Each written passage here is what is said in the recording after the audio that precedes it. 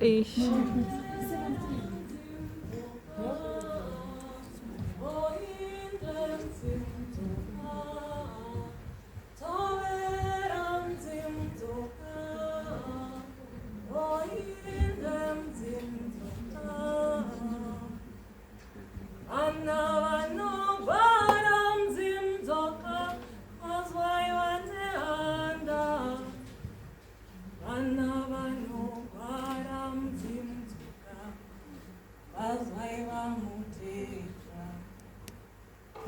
Hello, beautiful people.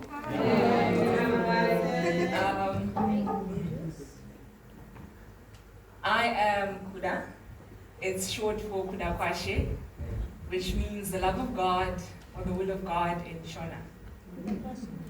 I love telling stories. My stories, those are the people that live around me. So I have a few stories for you today, but I'm not going to tell you what I've named the story. I'm going to let you guess, or at least imagine what you would call the story at the end of it, and then tell you my name for it. Is that right?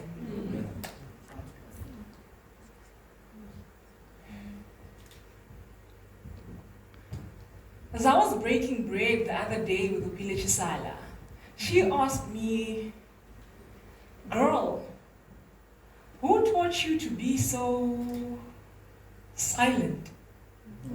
To fold your opinion back into your mouth so neatly?"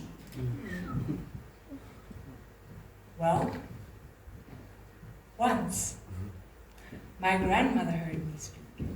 Before I stated what, who, or why, she refused a second minute to the ramblings of that rebel woman she was taught never to be. You know, that one who speaks her mind without saying please and never hesitates to question popular belief. It was only once when my mother heard me speak, watched her failures paraded for all men to see. Those high hopes she prayed on me, rot from the devil I swallowed on TV. Dreading the stares and glances, whispers about the shame her daughter would be, she told me to swallow the disrespect and digest it with a ladylike grace. Accept that our portion is blind obedience, yebo baba, with a charming smile on my face. I remember, only once, when my aunt heard me speak, witnessed her worst nightmare played out like a poison daydream. She banished me straight for the kitchen to have my mouth cleaned, cleansed of insubordination, so some man, any man, could tie me into a knot. Please, ask my husband where he and my uncles hid the voice with which I used to preach. 10 fed cows entered the kraal and my tongue could sing no more. These lips that once taught and told tales turned to artifacts, relics that exist for show. I remember, only once, when my father heard me speak. It was in my tone that he foresaw disgrace befall this precious name he had built. Over his dead body would a little girl tarnish his dear legacy and strip him of that unearned seat of righteousness awarded to men by a morally unjust society. I tell you, only once, when the world heard me speak. My brother spat in my face and told me to go find my seat, to sing the song of silence and submission on repeat. Listen to his words diligently until the lesson sinks that I am not to be heard, only seen, clean, prim and ready for the men to feed, for their eyes to feast and my mouth receive, for my tongue and its wit should have been cut off at 15, yet I still bleed. Vowels, sharpened with rhythm and beat, a drum of steel distinctively in sync, symphonic to the right ear, a screeching siren to the left, liars and thieves who were charmed, clothing wolves woven in leopard skin. He said, I, a weapon of male destruction, am withholding their manhood, just as Lilith denied Adam, and why God gave him Eve. You see, ours was always written in the skies, foretold by the constellation of stars, an ancient covenant between bloodlines, seeking resurrection, redemption, a gateway to new life. Unannounced was this tornado, not the type that sweeps you off your feet and watches you bleed, but the perfect MJ breeze that raises your spirit and catches you in winds, soft, strong, and swift. Meeting you revealed the image of the God I called upon during wars of midnight. Here she stood, in all her poise, power, and pride, adorned with warmth, fire, and might. For the love of a black woman is the blueprint of spirituality.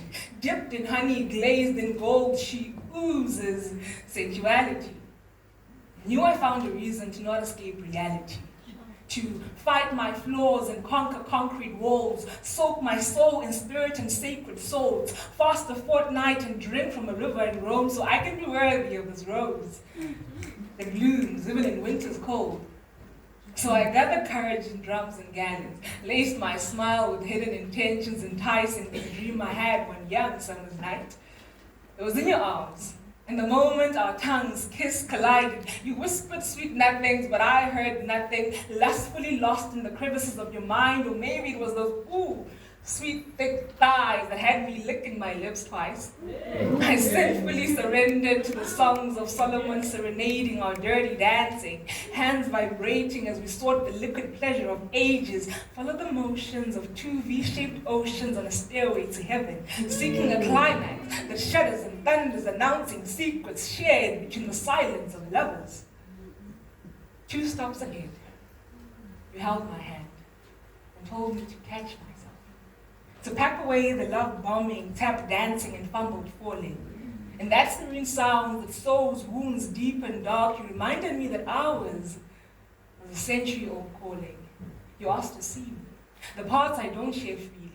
You asked for the ugly cries and bottomless tears, the existential crisis and suicidal questions. You asked for a place in the days I have no will to wash, feed, or pray the depression away, where I wallow in despair and wait for death to have its way. Always had an ear for whatever capitalism had done that day. You saw a heart beating at a discordant rhythm, stepped in and sang hymns of healing.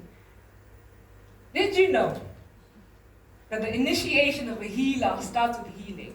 So she and my guides conspired while I was sleeping to give my journey new direction, my name and new meaning, because ours was always written in the skies, foretold by the constellation of stars, an ancient covenant between bloodlines, seeking resurrection, redemption, a gateway to new life. When I cross the border, I leave my heart behind. I pull up my pants and repaint my nails. I remember church hymns and what verses condemn me to hell. Leviticus. It's shellfish intertwined with my lady bits and who she chooses to have a swim 1 or 3 times a week with. I beg the Limpopo to cleanse me of this love that gives me life. Baptize away the kisses laid by the dark, thick lips from Mpumalanga. I took her home one summer and my brother dislocated my jaw. Stepped in, he stomped on my hope and showed me the door. How dare I take my shame out in the neighborhood for a stroll, put on this perverted freak show that I borrowed from next door. My name is hate is in the name of Jesus. Her beatings, an act of service to religion, an act of conditional love and unsolicited salvation. From Genesis to Revelations, the beating of our 2 hearts is an abomination, scorched and forged in the devil's port, signed, sealed, and set by Paul, whose God told him so. Seguru found himself battling disgust and inquisitivity, baffled by my failure to act right and keep my soul in heavenly proximity. Tete mourned the loss of that crow she had built. All her toil, spent on a cow that would never come home, an investment for which she had nothing to show. We decided to spare Gogo the stroke of shock, for she would not survive hurting the man she loved most, and I would not survive breaking the pillar that held my spine full.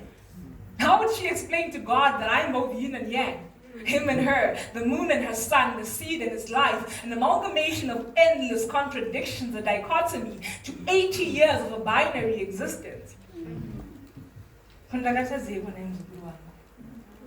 Followed by tears, threats, and an existential crisis fueled by cognitive dissonance. To whom did a little angel sell her innocence? With whom would she plead for my deliverance? Maybe if I dig deep enough, there's a place dark enough for me to bury these parts of myself that defame her in church. Carry my cross like Bamnintino, who tamed his beast and caged his needs, a saint who chose the biblical eternity over mortal sin, over flesh and feast. Maybe, oh just maybe, if I clothe my chest with chains and crown my heart with thorns, I can give Gogo her dying wish to rest in peace. Amen.